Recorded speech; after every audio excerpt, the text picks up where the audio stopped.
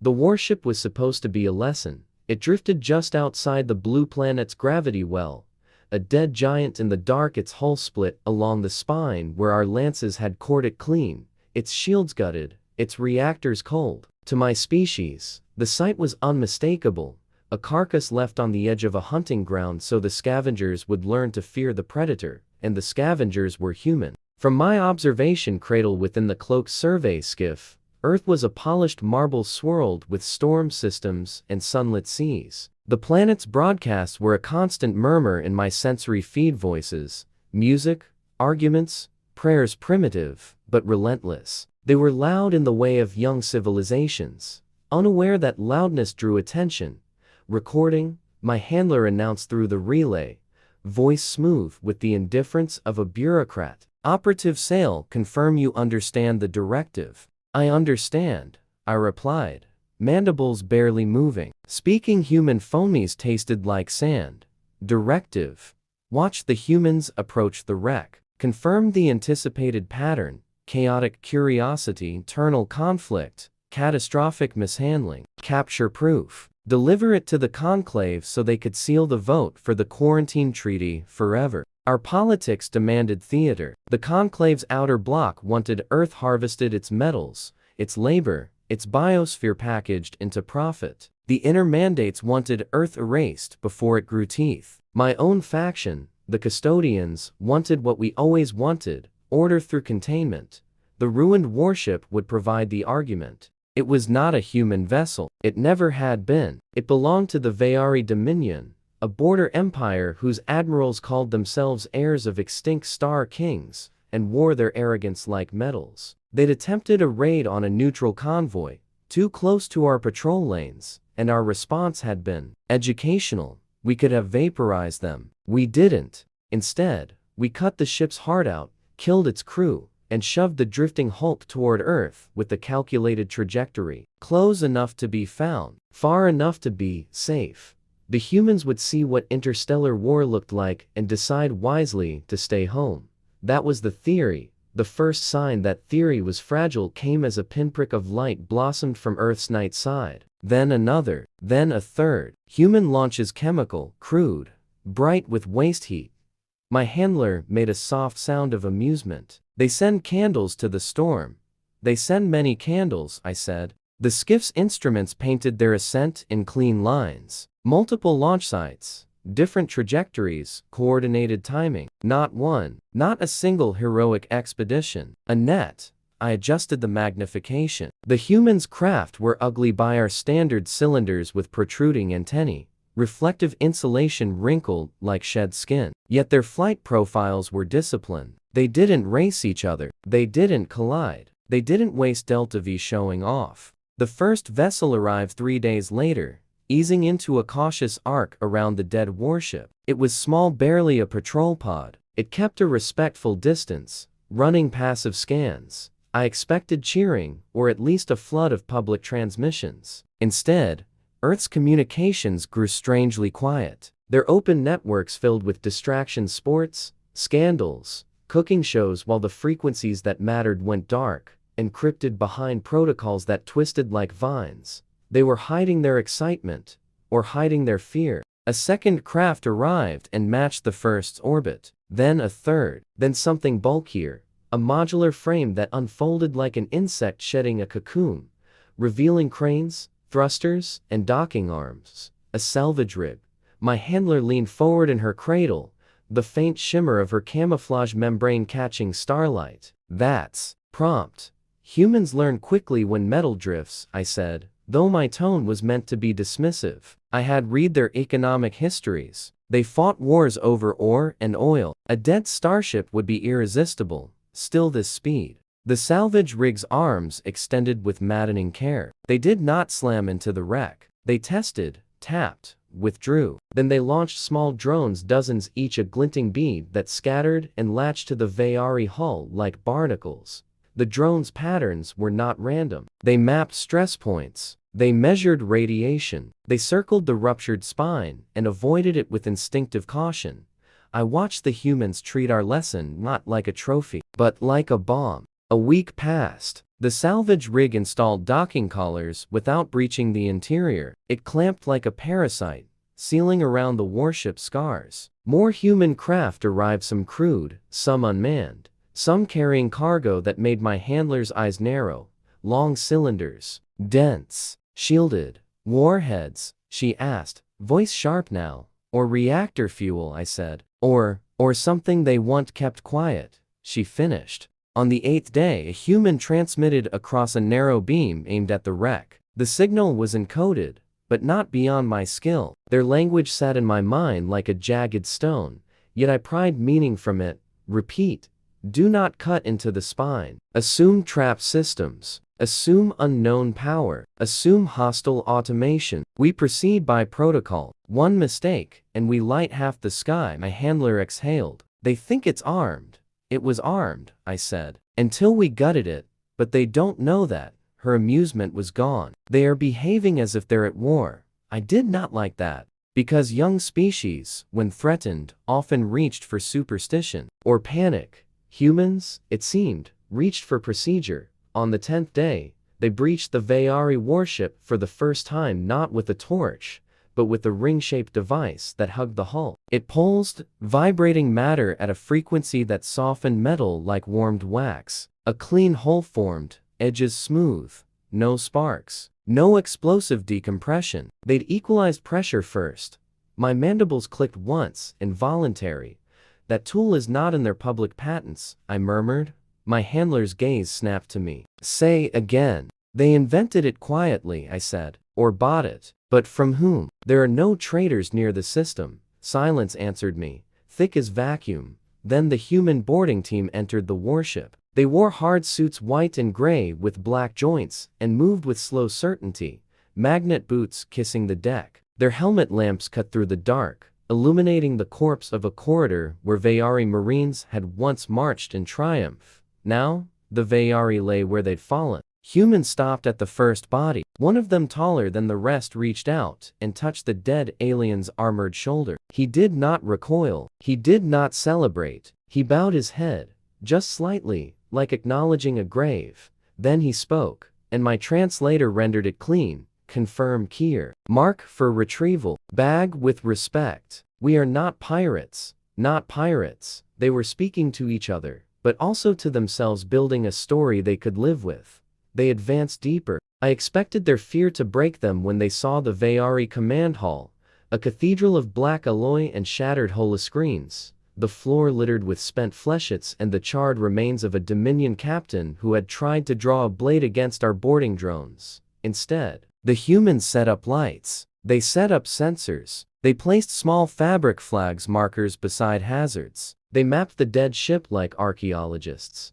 Look at the discipline, my handler whispered, and I heard something under her words I had never heard before from a conclave officer.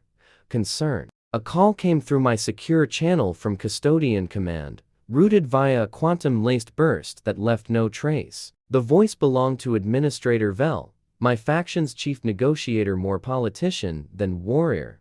Operative Sale, Vel said. Report. Are they frightened as predicted? I watched a human kneel beside a ruptured bulkhead, studying the layered materials like a scholar. Another human floated past with a portable scanner that hummed in multiple spectra. A third placed a small device on the deck and stepped back. It unfolded into a tripod and began printing something. No, not printing, assembling. Layer by layer. A replacement conduit. They are cautious, I replied carefully, but not frightened. They are methodical. There was a pause. Methodical is a form of fear, perhaps, I said, but they are not retreating. They are adapting. Adapting to what? Vel's tone sharpened. To alien technology? To the idea of it, I said. To the risk. I did not tell him the most unsettling part.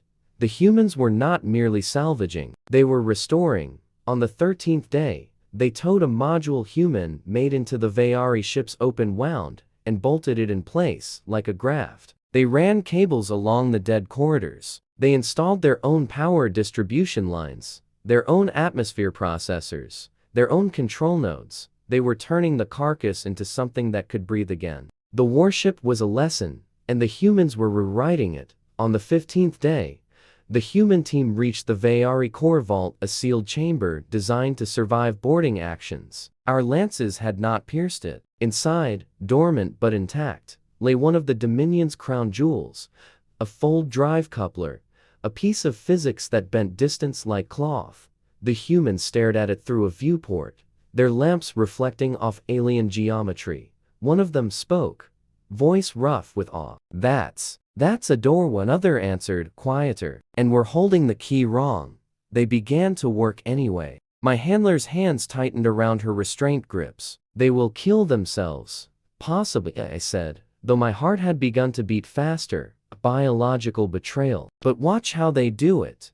Because they did not rush the vault. They built a model first using their printers, their sensors, their mathematics. They argued. They tested. They failed in small ways that did not explode. They learned from each failure. Each day, they returned with better tools. And then, on the 19th day, something happened that made my blood go cold. A new human ship arrived, sleek compared to their earlier craft. Its hull coated in heat-absorbing tiles arranged in patterns that were not merely functional. They were aesthetic, intentional. A flag in metal. It carried no obvious weapons, but it carried an escort of drones that moved like trained predators, each with a cold precision that reminded me of conclave hunter kites. The vessel matched orbit with the salvage rig and the dead warship, and it transmitted a single, narrow beam message, not to Earth, to us, to the darkness where my skiff hid. My handler's display flared, warning of an incoming ping. The message was short, an imperfect but unmistakable conclave trade can't. We know you are watching. My handler went very still. Impossible. The human ship's beam swept once, as if tasting the void, then it sent another line. We are not children. My throat tightened. The skiff's cloak held, but suddenly, it felt like paper. Administrator Vell's voice returned in my ear, sharp with impatience. Operative Sale, why have you gone silent? Report immediately. Are they breaking? Are they afraid? I stared at the human vessel as it drifted beside the Vayari carcass, and I watched, with mounting dread, as the dead warship's exterior lights, long dark for weeks, flickered once, then twice. Then, like an eye-opening, the Vayari ship's dorsal strip blazed to life, powered not by Dominion reactors, but by human graftwork. A warship that should have been a corpse had just blinked, and in the shadow of that awakening, the humans began to rotate the ship's main gun turret slowly, deliberately away from Earth, toward the empty black, toward me. The last thing I heard before my handler cut all internal chatter was a human voice, calm, amplified, and speaking into the void with the weight of a decision. Unidentified observer. The voice said, "This is Commander Rena Hale of the Earth Defense Coalition. Power down your cloak and transmit your intent." The turret finished its turn with a soundless finality, because, Hale continued, "We just finished fixing what you left behind." And then the warship's targeting arrays lit up, locking onto my skiff as if it had always known where I was. The first impulse in my thorax was not fear, it was offense. That a species still chained to chemical rockets had the audacity to hail us me like an equal in the cold between worlds. That they spoke trade can't, fractured but recognizable, as if the Conclave's language were just another file in their archives. My handler, coordinator Saren, had a different impulse. Practical. Survival. Kill all emissions, she hissed. They have a lock. That shouldn't be possible. In my cradle, displays cascaded with threat geometry. The resurrected Vayari warship sensor spines, dead to us for weeks, were glowing with new power signatures. Low grade, inefficient, but numerous, like a web of small fires replacing a single furnace. Human electricity, human control logic, stitched through alien architecture. A corpse, animated by unfamiliar muscles. I watched their improvised targeting arrays sweep across our vector with the slow confidence of a predator that had already measured the jump. How? Saren whispered. Not to me, but to the universe. How did they see the cloak? I knew the answer, though I didn't want to. Cloaks did not fail without cause. They were defeated by pattern recognition, by gravitational sampling, by an understanding of absence. An invisible object still displaced dust, still bent starlight by a hair, still created a hole in the noise. Only a species that expected to be watched would look for the watcher. Deactivate the cloak, I said. Saren's eyes snapped to mine, luminous with disbelief. You want to die honorably? I want to live, I replied. And I want them to think we are not prey. She made a sound of disgust, but her hands moved. The skiff's stealth membrane faded, starlight catching our hull like a confession. The human voice came again steady. No tremor, no triumph. Observer craft, you are painted. You have 30 seconds to transmit your intent before we consider you hostile. 30 seconds. Not a threat. A policy. It was the same structure humans had used in the wreck. Procedures, boundaries, escalation ladders. The language of beings who had learned that panic killed more surely than bullets. I opened a channel on TradeCant. This is operative sale of the custodian faction. Conclave of Polities. We are in neutral observation. No hostile intent. Saren leaned close, her sense sharp with tension. Do not identify our faction, she muttered. Politics will eat you alive. Politics already ate us, I whispered back. I am simply naming the teeth. Silence stretched. Then the human replied, TradeCant, spoken with a hard accent, as if each syllable had been hammered into shape. Custodian. Observation acknowledged. You left a battleship near our doorstep. Explain, in the conclave. Explanation was for subordinates and prisoners. Yet in the human voice, there was no pleading, only demand. A civilization that had no seat at the conclave table spoke as if it expected one. I kept my tone cool. The Vayari Dominion attacked conclave interests. The vessel was disabled and drifted, the human repeated. And there was something sharp beneath the word, like a blade being drawn slowly from a sheath. Funny. It drifted into a stable orbit near our planet, with its weapons mostly intact, with bodies on board. Like a warning, Saren's mandibles twitched. They're not stupid, she murmured. That's worse. I did not answer. My mind had gone far beyond the immediate lock, because the Vayari Dominion, even dead in the dark, was still a political weapon, and not only against humans. The conclave was not a single empire. It was a ring of rival polities welded together by fear of chaos. Every species in it remembered the first time they reached the stars and met something older, hungrier. The conclave had formed after the burning of Vash, when an opportunistic fleet harvested a pre-warp world, and the resulting plague climbed the food chain and killed 100 billion across 3 empires. Since then, the conclave's first law had been simple. No uncontrolled contact. Nothing that could birth another Vash. But like all laws, it bent under profit. The outer block argued. Earth was rich, divided, and close. A perfect acquisition if handled carefully. The inner mandates argued.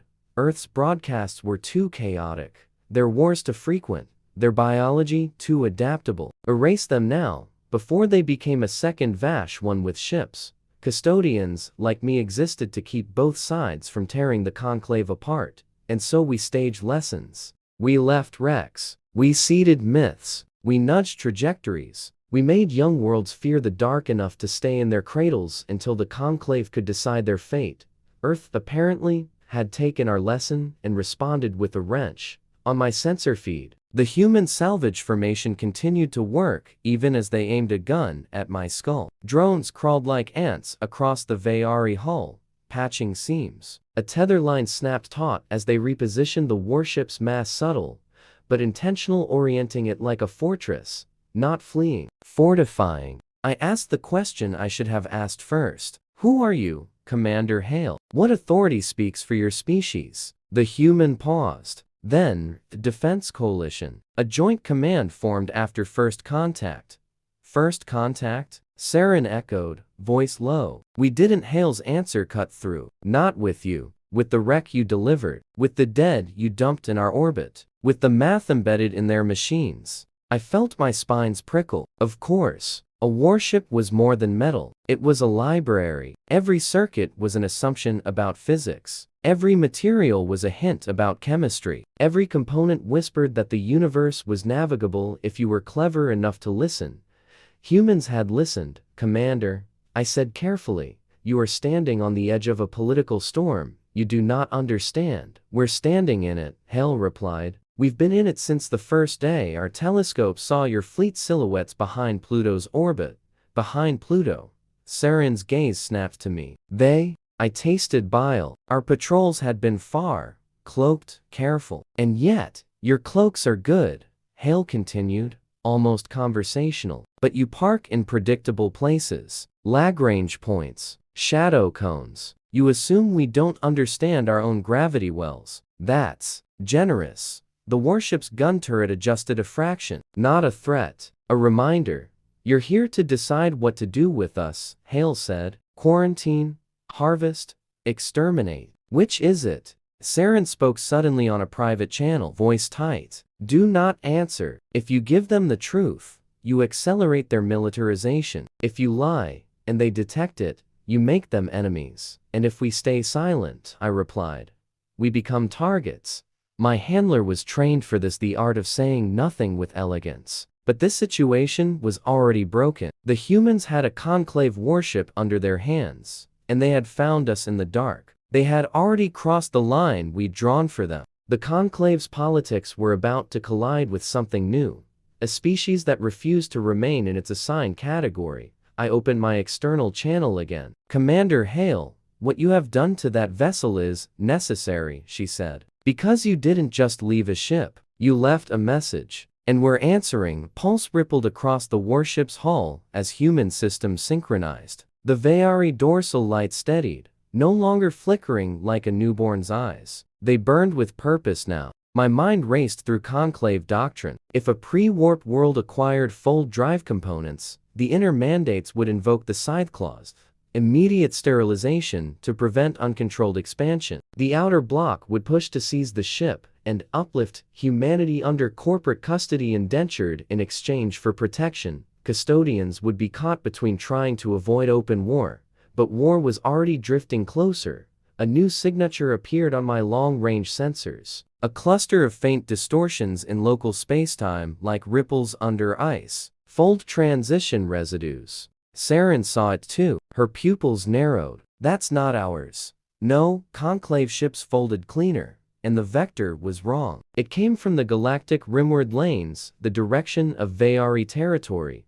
The Dominion had noticed their warship missing, and the Vayari did not respond to humiliation with paperwork. Commander Hale, I said, urgency leaking into my voice despite my discipline. Your salvage operation has been observed by others, by your people. Hale said, by the Vayari Dominion, I corrected. They will come to reclaim what you are rebuilding. They will not negotiate. There was a beat of silence, and in it, I imagined human faces behind visors, eyes flicking between screens, calculating.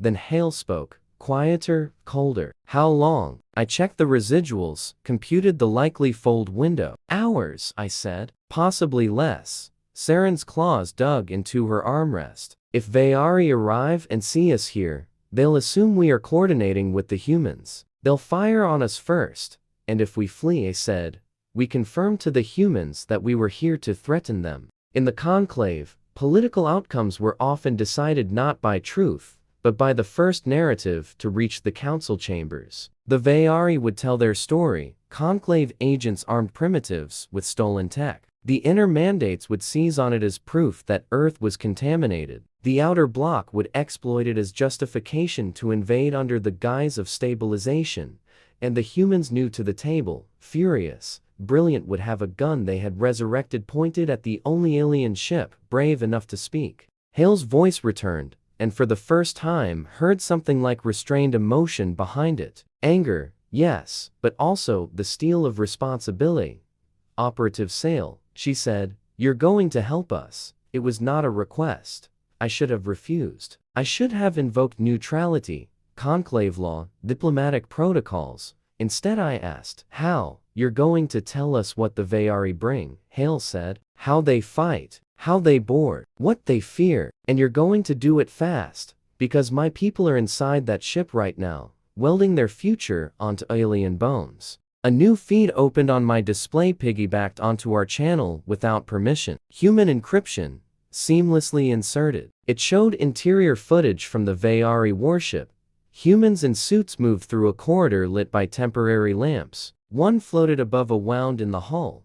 hand steady as she bolted in a human-made brace. Another carried a sealed bag inside, a Vayari body, tagged and treated like the dead deserved dignity even from strangers. Then the camera panned to the core vault window. The fold drive coupler inside was no longer dormant, it was humming. And in front of it, a human technician had removed her helmet, pressed her bare hand against the cold viewport, and whispered something I could not fully translate, half prayer, half promise. Hale's voice layered over the feed. We didn't mean to wake it, but we did. And now, the universe knows where we are. Outside, the long-range distortions sharpened, resolving into a forming fold aperture, a bruise in reality opening like an eye. Saren's breath came fast. That's a fleet gate. They're coming in force. I stared at the widening tear in space and felt, for the first time in my career, the custodian's certainty crack. We had thrown a carcass to scare a scavenger. Instead, we had fed a builder, and now the predators were arriving to see what had been built. The fold aperture flared brighter, closer, and my sensors screamed as the first Vayari hull began to emerge.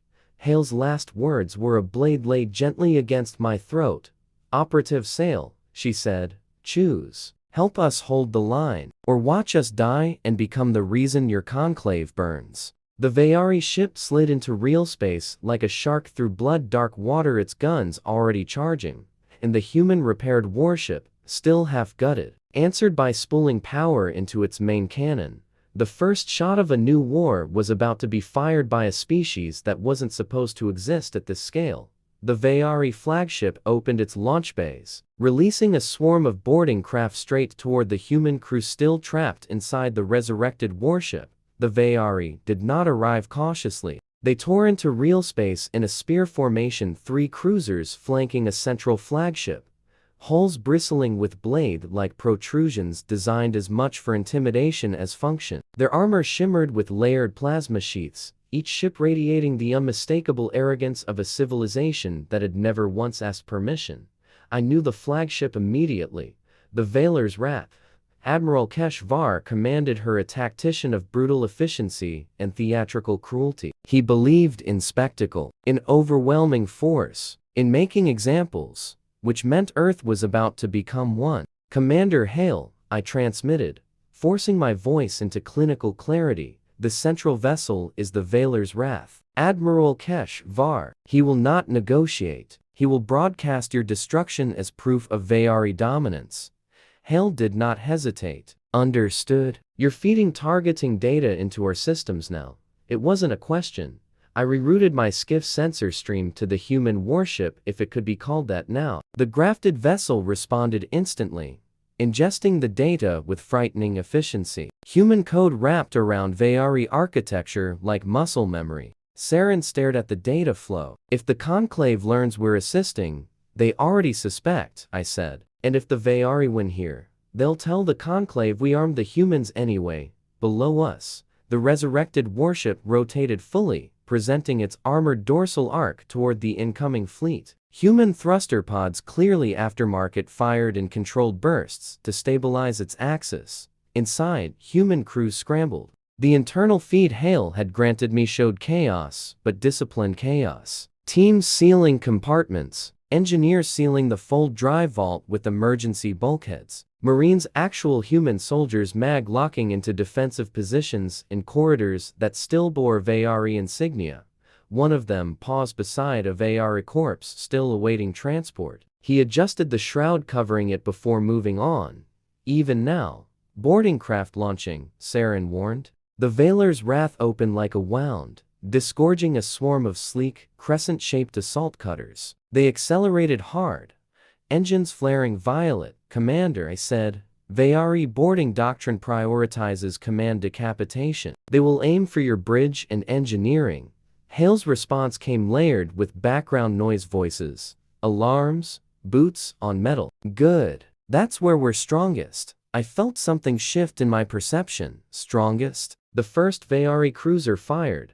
A lance of coherent plasma speared across the void and struck the human-grafted warship square along its midline. For a heartbeat, the ship vanished behind a bloom of white light. Saren inhaled sharply. They're gone. But when the glare faded, the warship remained, scorched, shuddering, but intact. Human-installed ablative plating visible now where outer Vayari armor had been stripped glowed cherry red, before sloughing off in molten sheets. Beneath it, a lattice of unfamiliar composite materials absorbed and redirected the thermal shock. "That's not Vayari design," Saren breathed. "No," I said quietly. "It's not." The humans had not simply repaired the warship. They had improved it. Hale's voice cut through the din. "Return fire." The dorsal cannon, once a Dominion city killer, charged with a rising whine that vibrated through my hull even at distance. Human power systems fed it differently, not in a single catastrophic surge, but in layered pulses, smoothing the output curve. The cannon fired. The beam was narrower than a standard Vayari discharge, but denser compressed. Tune. It struck the port cruiser's shield bubble at an oblique angle, then impossibly shifted phase midstream. Saren's eyes widened. "They're modulating frequency on the fly." The beam punched through the cruiser's shields, sheared along its hull, and carved a glowing trench from bow to stern. The Vayari ship listed, venting atmosphere and bodies into vacuum. The humans had not copied the weapon. They had studied it, adapted it, optimized it. A surge of Vayari transmissions flooded local space rage. Disbelief. Orders barked in clipped Dominion tones. The assault cutters did not falter. They adjusted vectors, spreading to minimize losses. "Boarders incoming in 60 seconds, Hale announced. "All hands, brace." Inside the warship, human marines sealed blast doors and activated choke points. But they did something else, something that made my frill tighten in astonishment. They opened certain corridors deliberately. "Why are they?"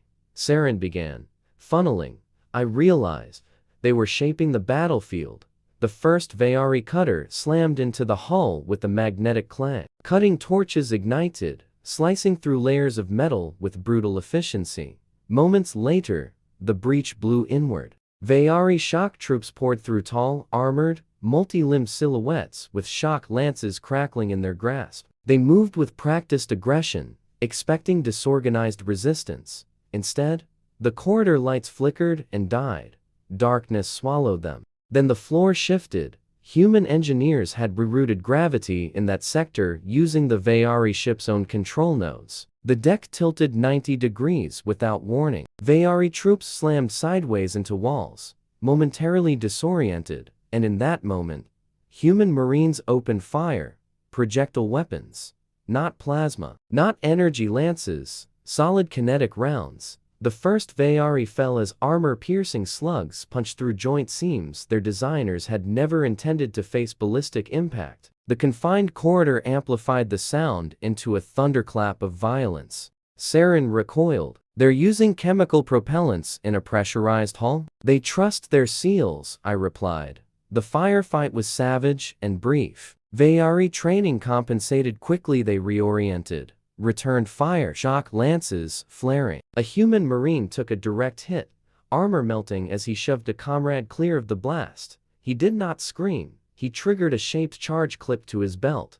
The explosion collapsed the corridor, sealing the breach and taking 3 Vayari with him. On my feed, his body drifted in smoke. Hale's voice came over internal comms, steady but heavy. "Mark Sergeant Alvarez, hold Sector 3. There was no pause for grief, because more cutters were attaching outside. The Vayari flagship adjusted its angle and fired a spread of micro-missiles seeking munitions designed to cripple engines and sensor arrays. The human-modified warship did something no Dominion vessel would ever consider. It rolled. Not the slow, stately turn of a capital ship.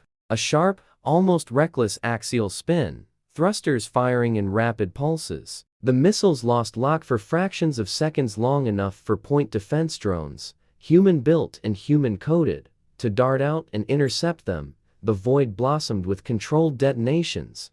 "They're flying it like a smaller ship," Saren said, a bleeding into her voice despite herself. "Because they don't respect its original design constraints," I answered.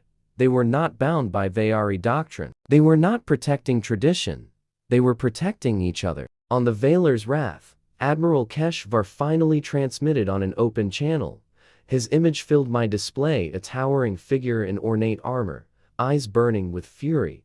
"Primitive infestation," he snarled in Dominion Standard, which my translator rendered with biting clarity. "You desecrate Vayari steel. You steal what you cannot comprehend." Hale patched his transmission into our shared channel without asking. "Admiral," she replied coolly, "you left it in our yard." Keshvar's lip curled. "We will cleanse it with your blood," he gestured sharply. The remaining cruiser shifted position, aligning its spinal cannon directly with Earth. My core temperature dropped. "He's targeting the planet," Saren whispered. "Leverage," I said. "He'll threaten orbital bombardment to force surrender." But the Vayari cruiser did not merely threaten. It began charging. "Commander Hale," I said urgently, "their spinal cannon can sterilize a continental region. You cannot let that shot fire inside the human warship." Hale's expression hardened. "We won't. But your main gun cannot cycle fast enough to stop both the flagship and the cruiser," Saren protested. Hale's eyes flicked to a display off camera. Then she looked directly into the feed at me. "At both?" she repeated. A realization dawned. "You can't mean..." Again. She cut me off. "Operative sail," she said, voice low and unwavering. "How stable is that fold drive coupler?" My breath stalled. "It is not designed for in-system microfolds," I said. "Attempting one at this mass could tear the ship apart," she finished. "Yeah, we read the math." Behind her, alarms intensified. Another boarding breach. Another explosion. "You're not equipped to calculate a safe fold vector under combat conditions," Saren warned. "Even Vayari struggle with." "We don't need safe," Hale said. The warship's engines flared brighter than before. Power surged not only to weapons, but to the vault where the dormant coupler hummed like a captive star.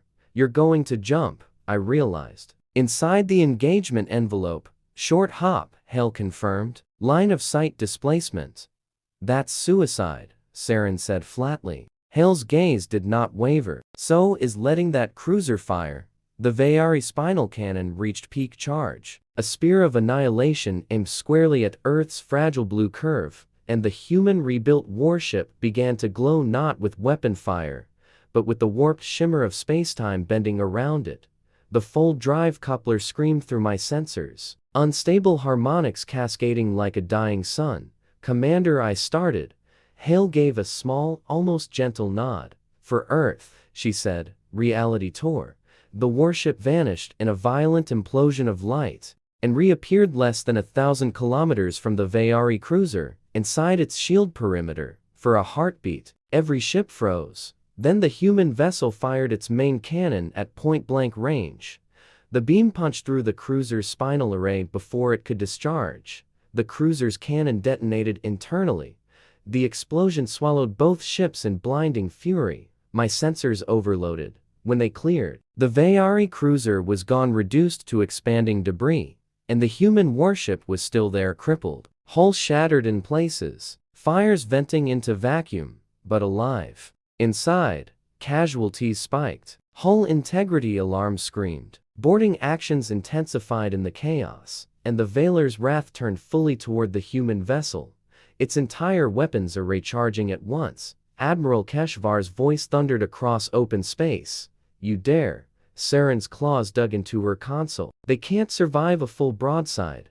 I watched the damaged human warship drift between Earth and the flagship, scarred but defiant, and I understood, with chilling clarity, that this was no longer a lesson.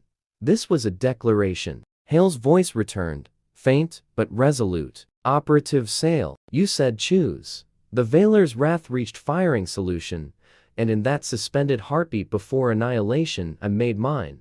I transmitted conclave override codes directly into the Vayari flagship's command net, triggering a protocol that would mark Admiral Keshvar as rogue and authorize his destruction if the conclave fleet arrived in time. The moment I injected the override codes into the Vayari flagship's command net, I crossed a line that could not be uncrossed. Conclave override authority was not meant for field operatives. It was meant for wars. The code packet wrote a narrow quantum handshake buried in the same spectrum the Vayari used for fleet coordination. It carried my custodian credentials, Administrator Vel's embedded authorizations, and a single devastating flag: Rogue Admiral Scythe review pending for 3 heartbeats. Nothing happened. Then the Veiler's wrath hesitated. Not visibly, its guns still glowed. Its shield still flared, but in the data layer beneath the battle, I saw it. Command queries cascading through Veari subroutines, verification pings racing toward Dominion space, encrypted arguments between AI workers and biological authority. Admiral Keshvar had built his reputation on decisive violence. Now, his own ship was asking whether he was allowed to use it. Sail, Saren whispered. Horror and awe braided together. If it fails, I said quietly, we die as traitors. The human warship drifted in the debris cloud of the destroyed cruiser, its hull fractured but functional. Fires vented in glittering arcs. Human damage control teams sealed breaches with expanding foam and printed patches, working in vacuum without pause. The Veiler's Wrath's broadside cannons reached full charge. And then unexpectedly the flagship transmitted on all channels. Admiral Keshvar's image filled local space again.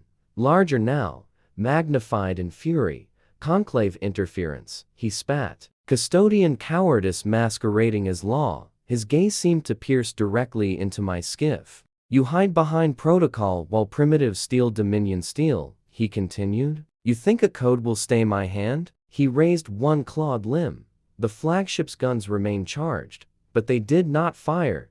Behind Keshvar, I could see the subtle shift in his command crew, the hesitation, the flicker of doubt. Veari culture prized dominance, but it also revered hierarchy. A rogue designation was not a trivial insult. It was a stain that could erase bloodlines. Saren's console flared with incoming signals. Dominion High Command acknowledges receipt of override, she said rapidly. They're querying the Conclave Council. I breathed. We bought time. Inside the human vessel, Hale's face reappeared on my feet. Smoke curled behind her. A medic dragged a wounded Marine past, armor scorched black. What did you do? She demanded. I reminded the Veari they are not alone in the system, I replied. Her eyes flicked to tactical displays. She sought the flagship's hesitation. Will it hold? She asked. No, I said honestly. Not for long. Because politics was a blade with 2 edges. The Conclave Council would not respond instantly. The outer bloc would argue that this conflict was an opportunity let the Veari weaken themselves against humanity, then step in as saviors. The inner mandates would push for immediate sterilization of the entire system to prevent technological contamination, and the custodians? We would argue for containment, but argument took time. Admiral Keshvar did not. His image leaned closer to the transmission pickup, voice dropping to a cold, lethal whisper. Rogue or not, he said, I will not retreat before animals. He severed the broadcast. The Veiler's Wrath's guns dimmed and reconfigured. Not a broadside, a precision strike. He's bypassing fleet doctrine, Saren realized. Manual targeting. Of course he was. A rogue designation froze automated escalation protocols. It did not prevent an admiral from pulling a trigger himself. The flagship's spinal cannon began charging, a deep crimson glow building along its length. Commander Hale, I said urgently, he will target your full drive vault. If he detonates it, we'll take half his ship with us. Hale finished grimly. That is not a victory. Depends who's counting. On the human warship, internal feeds showed Marines falling back toward the core sectors. Boarding action still raged in outer corridors, Veari shock troops carving forward with disciplined brutality. But something had changed. The humans were no longer merely defending. They were maneuvering. Sail, Hale said, voice tight with focus. You told us Veari prioritize command decapitation. Yes. And culturally? They value dominance displays, personal victory, public humiliation of FOs. There was the faintest edge of a smile on her soot-streaked face. Good. Before I could ask what she meant, the human warship did something unexpected. It broadcast. Not a narrow beam. A wide-spectrum transmission in Veari Dominion standard clear, amplified, impossible to ignore. The image that filled space was not Hale. It was a Veari corpse. The same captain whose body had lain in the command hall. But now, the body had been cleaned, armor polished, blade placed across its chest with ceremonial precision. A human voice spoke in careful, accented Dominion standard. "Warrior of the Vayari," the voice said, "you fought and died aboard this vessel. Your remains are preserved with honor. We will return you if you withdraw." Silence rippled across all channels. Even the boarding actions inside the warship faltered as Vayari troops received the broadcast. Saren stared at the feed. "They're offering respect, mercy," I murmured. "Not submission, not surrender. Respect to a species that defined itself by martial pride." On the Veiler's wrath, Admiral Keshvar's expression twisted not with rage alone, but with conflict. Because Vayari tradition was ancient and rigid, the dead were sacred. To leave a warrior's body in enemy hands was shameful. To see it treated with dignity by inferiors was destabilizing. "You presume equality," Keshvar growled over open comms. Hale's image replaced the corpse. "We presume nothing," she said. "We respond to what you show us." Behind her, alarms blared. The flagship's spinal cannon neared firing threshold. "You came to erase a mistake," Hale continued. "But this ship isn't your mistake anymore. It's ours." Keshvar's claws flexed. "You are insects playing with the star," he said. Hale's voice hardened. "No," she said. "We're engineers." The human warship's dorsal lights flared brighter than before. "Not from weapons, from the fold drive." My sensors spiked. "They're charging it again," Saren gasped. "At that damage level it will tear the hull apart." But the energy signature was different this time. Not a displacement field, a resonance field. "Sail," Hale said, eyes locked on the camera. "You said Vayari shields are tuned to standard frequency bands." "Yes." "What happens if the space around them hums?" Understanding hit me like a kinetic round. "You're not jumping," I breathed. "You're destabilizing local spacetime." The human technicians had not simply learned to activate the fold drive. They had studied its byproducts, the microfluctuations, the harmonic bleed, and now they were weaponizing it. The fold drive coupler began emitting a controlled resonance, tiny distortions in the fabric of space itself, radiating outward like ripples in water. The effect on the Veiler's wrath was immediate. Its shields flickered, not collapsing but struggling, recalibrating against a background they were never designed to counter. Vayari shielding assumed stable spacetime. Humans had made it unstable. "Fire!" Keshvar roared. The flagship spinal cannon discharged. A beam of annihilation lanced toward the human vessel and fractured. The resonance field warped its coherence just enough. The beam struck off-center, gouging a molten scar along the warship's flank, instead of piercing its heart. Inside, compartments vented. Casualty numbers spiked again, but the ship held, and its main cannon, already aligned at point-blank range from the previous jump, fired directly into the flagship's weakened shield envelope. The beam punched through, not deep enough to destroy, but deep enough to wound. The Veiler's wrath reeled, hull plating splitting along its forward arc. For the first time in recorded Dominion history, a pre-conclave species had bloodied a Vayari flagship in open combat. Across local space, new fold signatures flared, multiple, cleaner than Vayari transitions, conclave ships. They were arriving. But whose orders did they carry? The first hull emerged a sleek custodian cruiser, geometry precise and restrained. Behind it, heavier shapes followed outer block carriers, bristling with corporate insignia, and further back ominous, angular silhouettes that made even Saren's breath hitch. Inner mandate execution vessels, the Scythe Fleet. Admiral Keshvar saw them too. His expression shifted not to relief, to calculation. If he retreated now, he would face trial. If he fought on, he might drag humanity into annihilation before judgment fell. Hale saw the new arrivals on her tactical board. Her jaw tightened. "Sail," she said quietly. "Are those ships here to save us, or finish the job?" I looked at the converging fleets, the wounded Vayari flagship, the defiant human warship, the layered conclave armada with conflicting agendas, and I realized the truth. "They're here," I said, "to decide whether you deserve to exist." The custodian cruiser opened a system-wide transmission. By authority of the Conclave Council, it intoned, voice vast and impersonal. All parties are ordered to stand down pending adjudication. Admiral Keshvar's reply was immediate. Dominion does not kneel to cowards. He turned his flagship not toward retreat, but toward Earth. If he could not win politically, he would win symbolically. He would burn a city. The side fleet's weapons began charging. Hale's voice cut through the chaos one last time. "Sail," she said, "steady despite everything.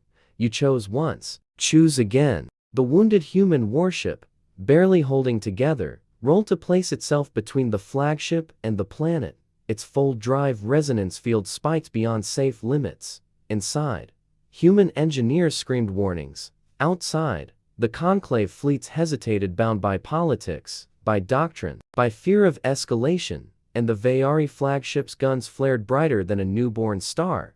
The human warship initiated a full-power fold resonance surge, one that would either cripple every ship in the system, or tear itself apart in a catastrophic implosion visible from Earth's surface. The human warship began to come apart before it began to save them. I saw it in the stress map's first fracture lines spidering through already damaged hull plates, micro tears racing along weld seams where human metal met Vayari alloy. The fold drive coupler at its core glowed white-blue, well beyond tolerances that any sane engineer would permit. Inside, atmosphere vented in shimmering plumes. Outside, space itself started to ripple. "Commander Hale," I transmitted, no longer pretending detachment, "you are exceeding structural integrity by 37%. If you sustain that resonance for more—" "I know," she cut in. Her face filled my display again. There was blood along her hairline, floating in small red spheres around her head in the low gravity of the damaged bridge. Behind her, one console had burned out completely. Another sparked while a technician worked on it with bare hands. "We don't need long," she said. Across the void, Admiral Keshvar's flagship bore down on them, spinal cannon charging for a second strike. The side fleet hung back, weapons primed, but waiting for legal clarity that would arrive too late for a continent if they hesitated any longer. The custodian cruiser transmitted again, voice strained beneath formal cadence. "All vessels, power down. Conclave arbitration is underway." One listened. The resonance field expanded. It was not visible in the traditional sense, no bright beam, no obvious shockwave, but stars near the human warship began to smear subtly, their light refracted by micro-distortions in spacetime. The debris cloud around the destroyed cruiser wavered as if seen through heat haze, and then the effect reached the Veiler's Wrath. Its shields flickered violently. Vayari shielding matrices relied on predictive modeling of energy impact vectors. They calculated trajectories across stable space. Humans had made space unstable. The flagship's shield envelope shuddered, harmonics clashing with the expanding resonance wave. Warning flares erupted along its hull. On open comms, I heard Vayari officers shouting, confusion cutting through their disciplined cadence. "Admiral," Saren breathed, watching telemetry spike. "If he fires into that field, he risks feedback." I finished. A cascade through his own emitters. Keshvar had a choice: fire and possibly destroy his own ship, or hold and appear weak before the conclave. His culture left little room for retreat. He chose pride.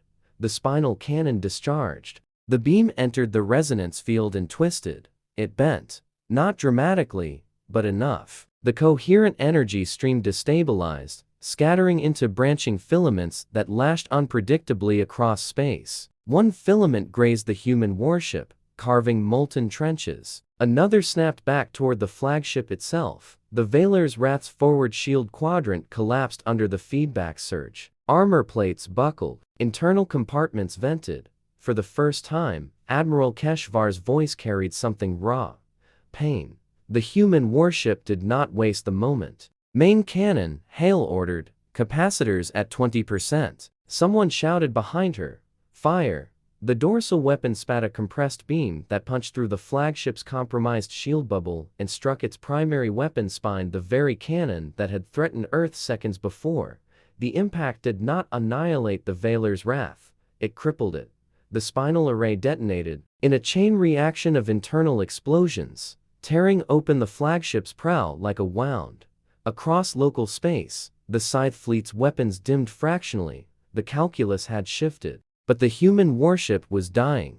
The resonance field, now at full amplitude, began to rebound inward. Structural supports snapped like brittle bone. Entire sections of hull sheared off and drifted away. Inside, my feed flickered as compartments depressurize.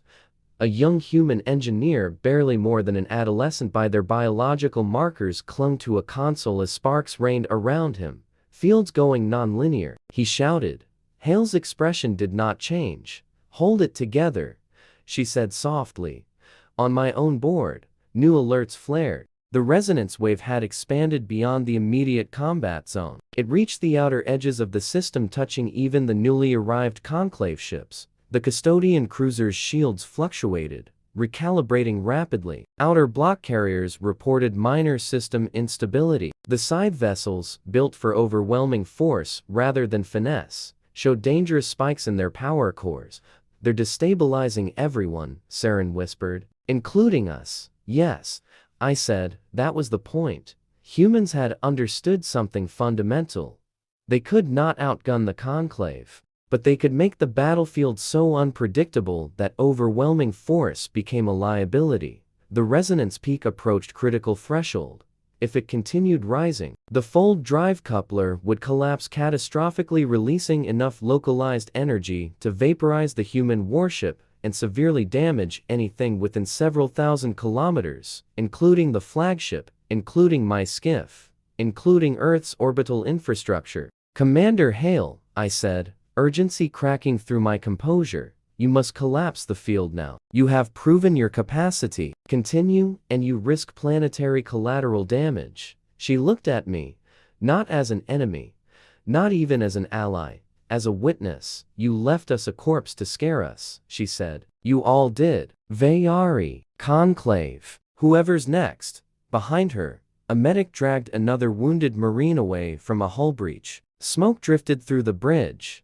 We didn't panic, she continued. We learned. The resonance field trembled on the edge of runaway escalation. And now, she said quietly, we're showing you what that means. She turned away from the camera. All hands, she said over shipwide comms, prepare for controlled collapse. On my mark, controlled collapse. They weren't going to let it explode. They were going to shape the detonation.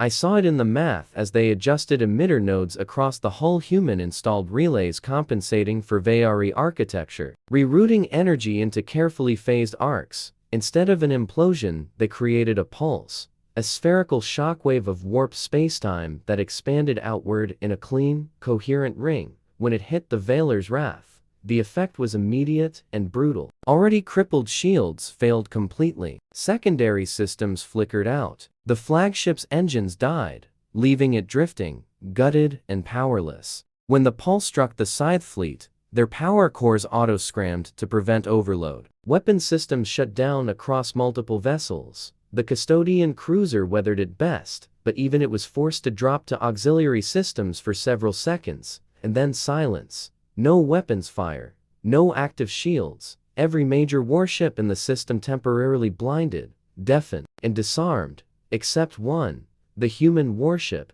It drifted in the center of the expanding ripple, hull shredded, lights flickering but still transmitting. Hale's face returned to the feed, pale now, exhaustion etched into every line.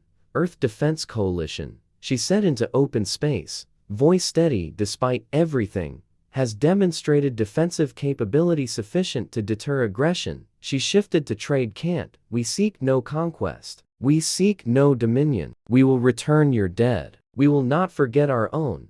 Her gaze lifted slightly, as if looking beyond me, beyond the fleets to the political heart of the conclave. But if you come for our planet, she finished, we will make the cost unbearable. Behind her, alarms softened into background hum. The resonance field collapsed fully, leaving only faint gravitational aftershocks. The Veiler's wrath drifted crippled, its proud prow shattered. Conclave vessels powered back up slowly, cautiously. No one fired, because for the first time, the conclave had seen what humanity could do when cornered. Not reckless rage, calculated defiance. Saren exhaled a breath she had been holding for minutes. They just forced a stalemate, she whispered. No, I said, watching the wounded human ship vent its last fires into vacuum. They forced recognition. On the custodian cruiser, a new transmission began forming urgent, layered with council authority. The Scythe fleet reposition, no longer aimed at Earth, but at the drifting Vayari flagship. Admiral Keshvar's image flickered weakly onto open comes one last time. His armor was cracked, his expression hollow. You have invited predators to your cradle. He rasped at Earth. Hale did not answer, because she didn't need to. The conclave had already arrived. The question was no longer whether humanity would survive this battle. It was what the conclave would decide to do about a species that had just proven it could cripple fleets with a salvaged corpse. As emergency crews stabilized the human warship and tugcraft moved to secure it, a massive, unfamiliar energy signature flared at the edge of the system. Not Vayari, not Custodian, not Outer Block, not Scythe. Something older. Something that had remained silent during the entire confrontation. My sensors struggled to categorize it. The conclave ships hesitated. Saren's voice dropped to a whisper of pure dread. That isn't in any registry. A colossal silhouette began to emerge from a fold aperture unlike any I had ever seen, smooth, seamless, utterly silent. And every conclave vessel in the system automatically shifted to defensive posture. Hill looked at her tactical board, and for the first time since I had known her, I saw genuine uncertainty in her eyes. The new arrival transmitted a single line in flawless trade cant. Custodians, you have broken containment. The unknown fleet's lead vessel pivoted slowly away from Earth and directly toward the conclave armada, as if humanity were no longer the primary concern. I had spent my entire career believing the conclave was the ceiling of power. We were the arbiters, the silencers of reckless empires, the wall that kept the galaxy from devouring itself. And now something had just spoken to us as if we were children who had spilled acid on the floor. The new vessel finished sliding into real space without the violent distortion of a standard fold. There was no flare, no radiation bloom. Space parted around it as if politely stepping aside. Its hull was not angular like Vayari steel, nor segmented like custodian constructs. It was continuous curved surfaces that reflected starlight in subtle gradients. No visible weapons, no visible engines, no visible weaknesses. The Scythe fleet, designed to erase civilizations, adjusted formation, instinctively orienting their forward batteries toward the newcomer. They looked small. On my board, identification algorithms failed repeatedly. No energy signature matched archived species. No construction pattern aligned with known manufacturing cultures. The custodian cruiser transmitted first, voice composed but tight. Unidentified vessel. You have entered a regulated conclave containment zone. Declare affiliation. The reply came instantly. We require none. Saren's fingers hovered over her controls. Sail. That syntax. I know. It wasn't arrogance. It was fact. The unknown fleet followed its lead vessel through the aperture. 3 more ships, each larger than the last. Their presence warped local gravitational readings simply by existing. Admiral Keshvar's crippled flagship drifted between them and Earth, like a wounded predator suddenly aware of something higher in the food chain. The unknown lead vessel pivoted slowly, not toward Earth, toward us, toward the conclave. Custodians, it repeated, addressing our faction specifically, you were assigned containment of emergent civilizations within the spiral arm. Your intervention has escalated a monitored species beyond projected thresholds. Every conclave channel went silent, because this was not merely another power. This was oversight, ancient oversight.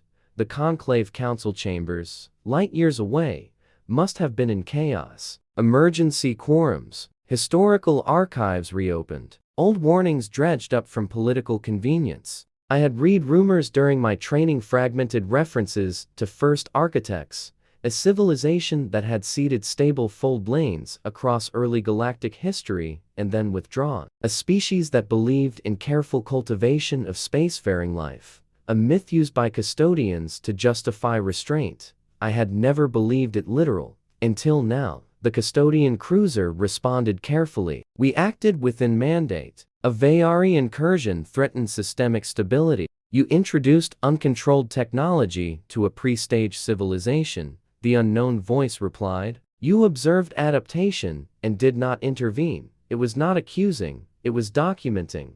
I felt something shift inside my understanding. They had been watching too, not just Earth. Us. Hale's image flickered back onto my feed, patched through from the wounded human warship. She had removed her helmet fully now. A medic worked behind her, sealing a ruptured bulkhead with expanding composite foam.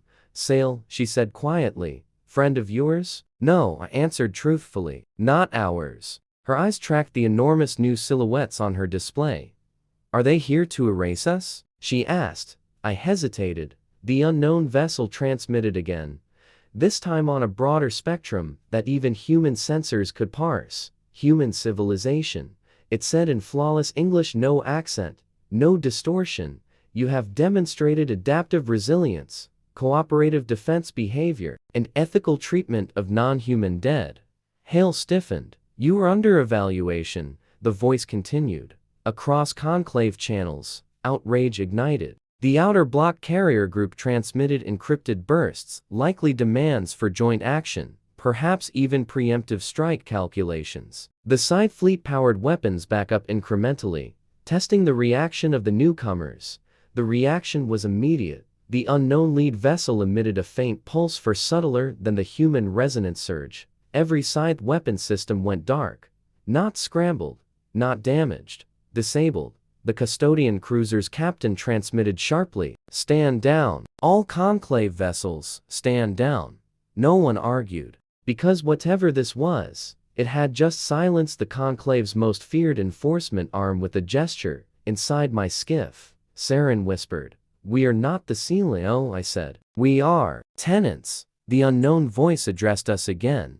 Custodians. You were instructed to limit exposure until monitored civilizations achieved stable unification and non-expansionist doctrine. It shifted, projecting a series of data bursts into conclave channels records, timelines. Human civilization exhibits fragmentation but demonstrates capacity for rapid coalition under existential threat. Probability of aggressive expansion, indeterminate. Probability of defensive innovation, extreme. Hale almost laughed at that short, breathless.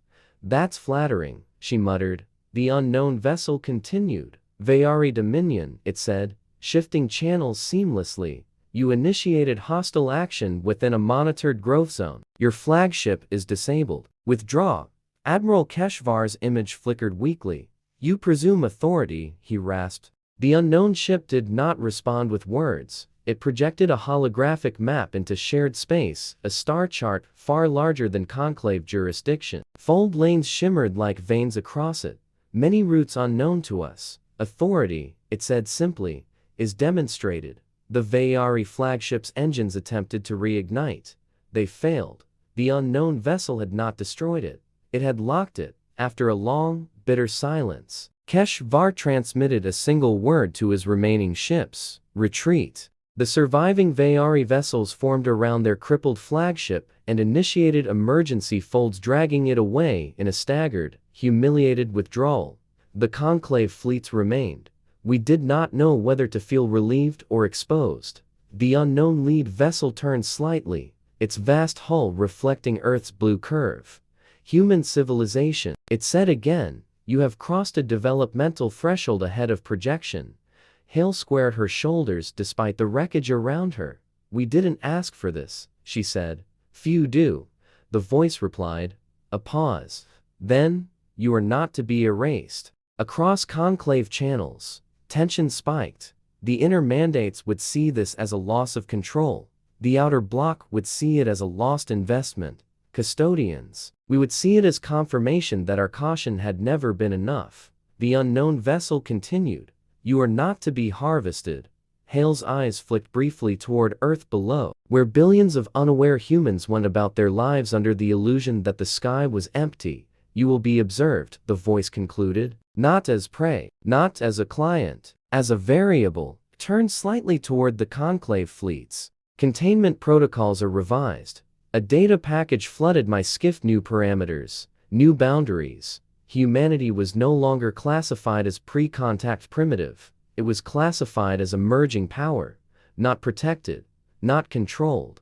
Watched, the unknown fleet began to pivot back toward its fold aperture.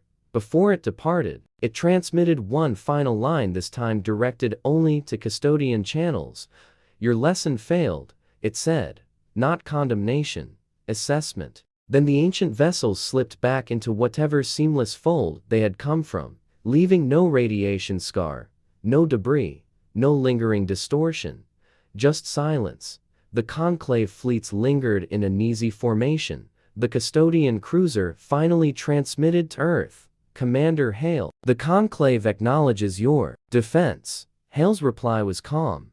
"Then acknowledge this too," she said. "We will return your dead. And we expect the same." There was a pause.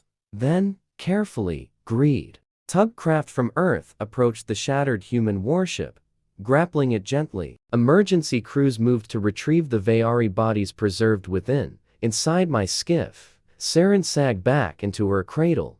"We gambled everything," she murmured. "Yes," I said. "And they improved a corpse." I watched the human vessel being towed slowly toward orbital repair platforms, scarred, battered, but intact. "They improved a warning," I corrected. Below, Earth rotated in serene indifference. Its people would learn of this battle in fragments, sanitized reports, heroic narratives, political spin. But somewhere in the vacuum, a human engineer would remember the feel of alien metal under their hands. A marine would remember sealing a corridor with their life. A commander would remember staring down a fleet and choosing not surrender. Not rage but innovation. My secure channel chimed. Administrator Vell's voice came through, stripped of its usual composure. "Operative Sale," he said, "you will return immediately. The council convenes. There are factions calling for your censure." "I expected that," I replied. "There are others," he added quietly, "calling for your promotion." I looked one last time at Earth. Administrator said, "Revise our projections." "In what direction?" I watched the damaged human warship, already surrounded by scaffolds and drones, being measured, analyzed, improved. "Upward," I said. The conclave fleets began to disperse, each faction retreating to argue its version of what had just happened. But as my skiff turned away from the blue planet, my sensors caught something subtle. On the dark side of the moon, far from prying eyes, human construction platforms were assembling something new. Not a repair dock, a shipyard. And at its center, suspended in skeletal framework, was a structure unmistakably inspired by Vayari design, but altered, streamlined, optimized. Human. A transmission flickered across deep space, narrow and encrypted. It was not directed at the conclave. It was aimed outward, beyond mapped fold lanes. A simple message, encoded in mathematics rather than language. "We are listening." Somewhere beyond known charts, something answered, not with words, with a faint, deliberate fold signature. Brief and curious, I felt my frill rise. Because the conclave was no longer the only audience watching Earth. And next time, it might not be a lesson left drifting in the dark. As humanity begins constructing its first fully original interstellar warship, an unknown signal from beyond conclave space locks onto the moon's shipyard and starts transmitting coordinates no one in the conclave recognizes.